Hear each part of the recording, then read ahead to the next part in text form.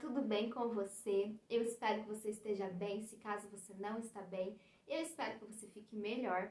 Hoje eu gostaria de conversar um pouquinho com você a respeito da amnésia.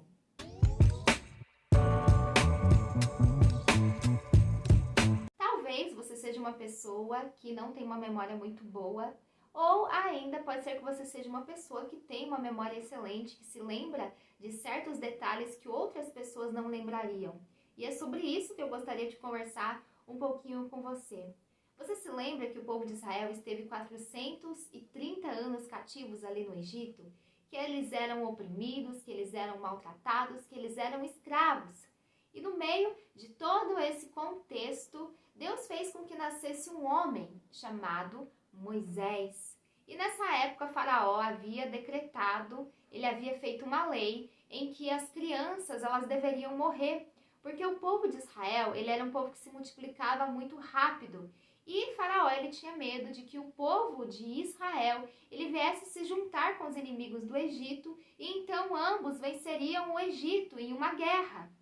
Então, nós vemos que para salvar a vida de Moisés, Joquebede, a mãe da criança, fez um cestinho e colocou o menino dentro desse cestinho, ali no rio Nilo. Então, esse cestinho foi parando pelas águas até chegar na serva da filha de Faraó.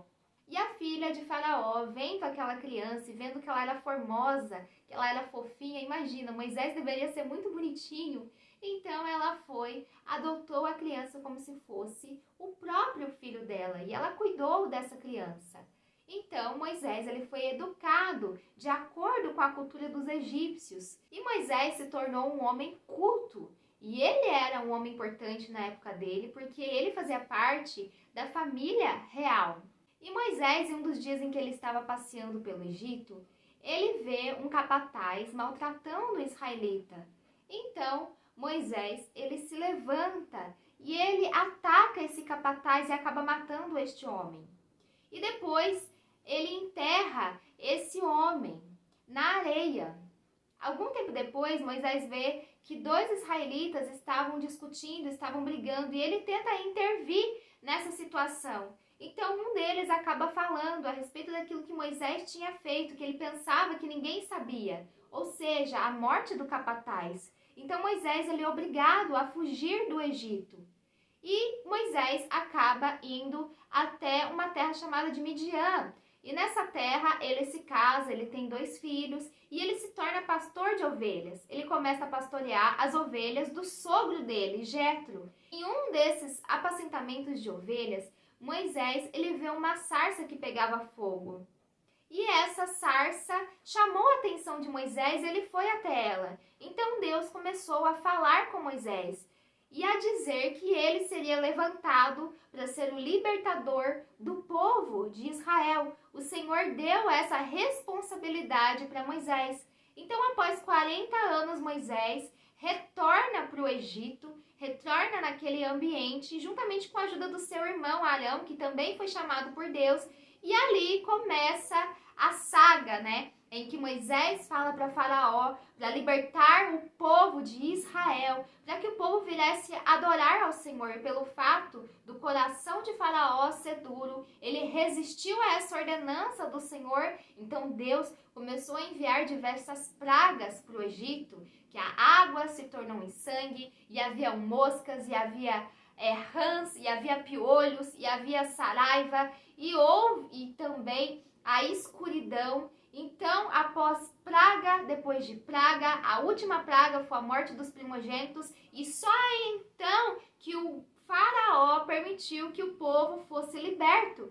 E é muito interessante porque Deus não deixou o povo sair de mãos vazias do Egito, mas ele disse para que o povo viesse pedir para os egípcios presentes. E o povo egípcio deu para o povo de Israel ouro, prata e também vestimentas. Isso representava que quando um povo vencia uma guerra, eles faziam a mesma coisa. Eles retiravam tudo aquilo que era de valioso e tomavam para eles. E era isso que estava acontecendo nesse ambiente, porque Deus ele havia prevalecido contra os egípcios e libertado o povo, como a própria palavra diz, com um braço forte, com mão estendida. Então, o povo sai desse contexto, o povo é liberto. E o povo se depara mais à frente, ali no decorrer do caminho, com o Mar Vermelho. Então, enquanto isso no Egito, o faraó se arrepende de ter libertado o povo. E ele ajunta os seus homens, a cavalaria, e começa a perseguir o povo de Israel, com o intuito de matar todos eles. Então, nós vemos que o povo estava, digamos assim, encurralado. Tinha o Mar Vermelho, os egípcios estavam vindo para matá-los. E Deus, ele realiza um outro milagre. As águas do Mar Vermelho são divididas pelo meio e o povo de Israel passa seco no meio do mar e chega do outro lado. E quando os egípcios eles tentam fazer a mesma coisa, passar pelo meio do Mar Vermelho, o Senhor faz com que as águas desse mar voltem ao lugar. Então os egípcios eles são mortos nesse contexto, inclusive o próprio faraó. Então o povo de Israel eles entram em uma nova temporada, o deserto, aonde eles não precisavam plantar, eles não precisavam cuidar da plantação e eles também não precisavam semear, porque Deus supria as necessidades do povo de Israel com o maná.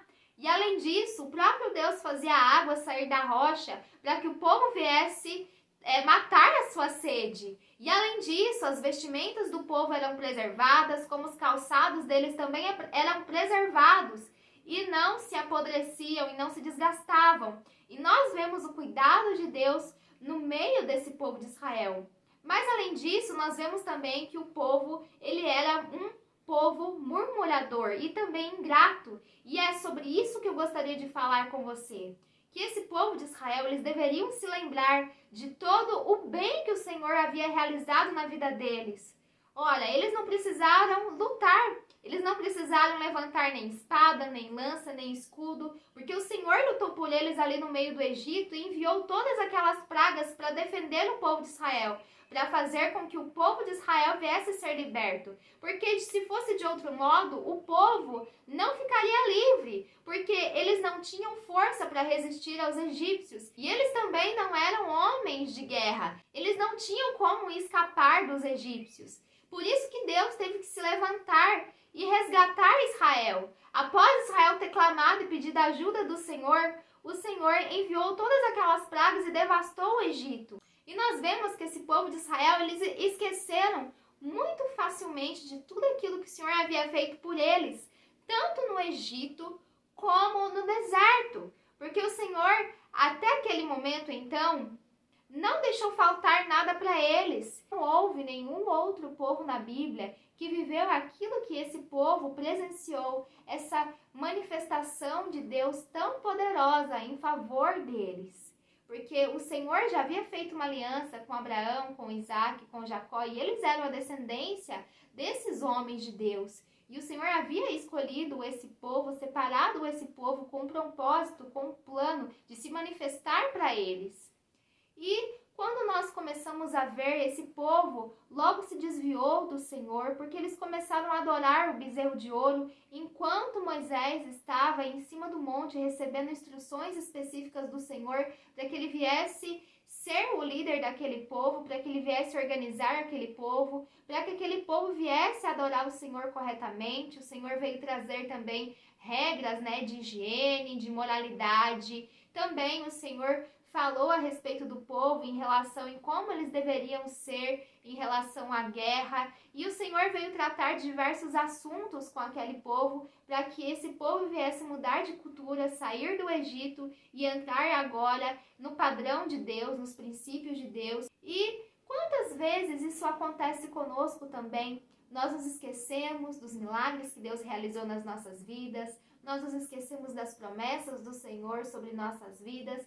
E muitas vezes nós nos tornamos como esse povo que se esqueceu do bem do Senhor que havia feito por eles. E nós nos esquecemos também do bem que o Senhor já fez sobre nossas vidas. E nós precisamos ter uma atitude diferente do que a desse povo de Israel, enquanto eles estavam no Egito. Era um povo que deveria ser extremamente grato ao Senhor, que deveria estar celebrando constantemente tudo aquilo que o Senhor fez por eles e que estava fazendo ainda, porque o Senhor já estava cuidando deles desde o Egito e iria continuar cuidando deles também ali no meio do deserto, porque o Senhor não tirou o povo do Egito para que viesse morrer no deserto, muito pelo contrário. Nós precisamos de maneira proposital lembrar de todas as intervenções de Deus sobre nossas vidas ao longo dos anos.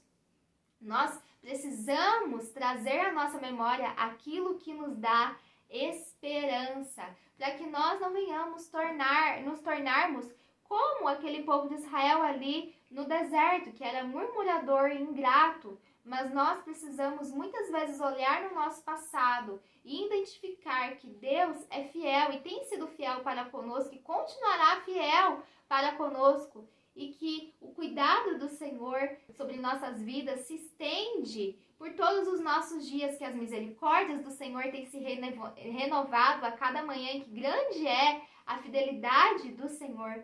Espero que essa palavra tenha chegado em boa hora para você e que tenha falado com você, tenha entrado no teu coração, que as bênçãos do Senhor estejam sobre a tua vida, que as bênçãos do Senhor estejam sobre a sua família, no nome do Senhor Jesus Cristo. Amém.